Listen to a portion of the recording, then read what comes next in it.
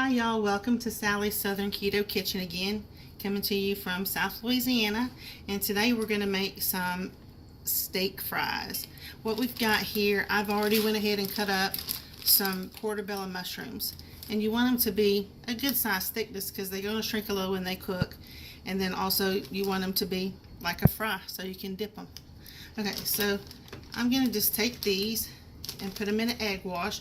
This is just 2 yard eggs, and what I mean by yard eggs is my neighbor has chickens, and these chickens run around his yard and eat bugs and everything in his yard. They're just free range chickens, and then he sells us the eggs.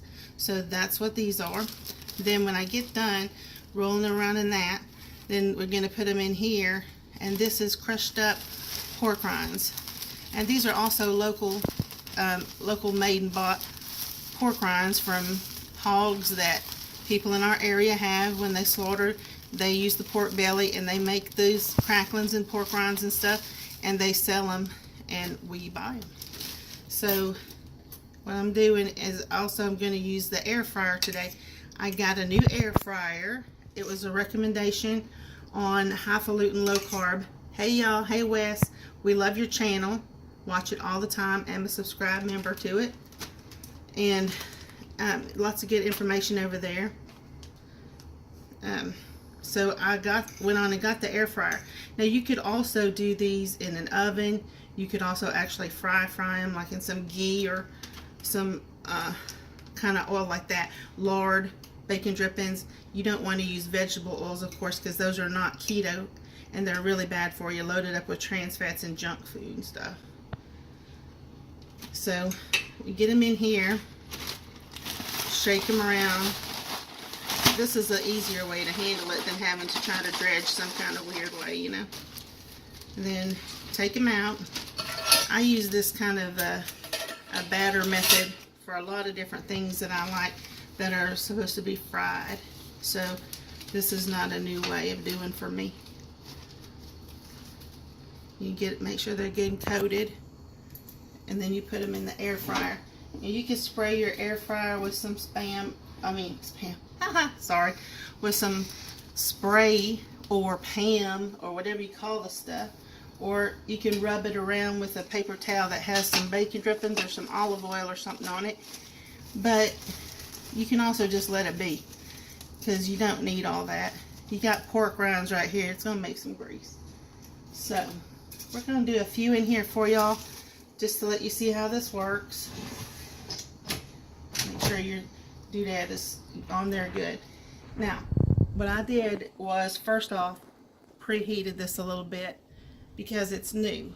And I washed all the innards out, make sure everything's cleaned up, and then preheated it just a little bit because I didn't want this brand new unit, or any brand new unit really. If you get something new, be sure and wash your parts, people. Seriously, you don't know who touched that.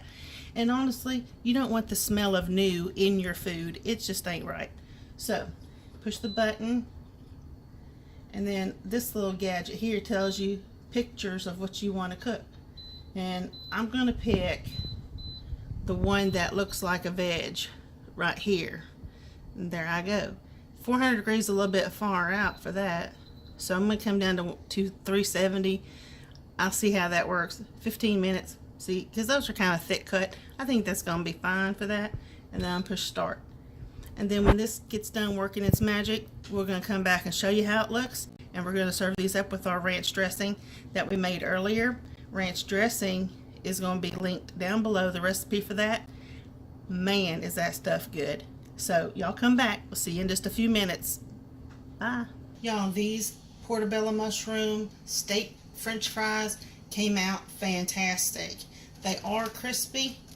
They are softish in the middle, like with a meaty bite and chew to them, and the outside is crispy, and they just taste fantastic. Now here's some of the homemade ranch dressing that we made earlier, and it's pretty thick. We made it kind of thick like a dip. And what I was saying earlier is you can actually take some of that and put it in another little container or whatever, and put some water or milk or something and thin it down a little more if you want to pour it. But we made it kind of in this in between so you could put it on a salad, but you could also use it as a dip. So we're going to try this now, see how it come out.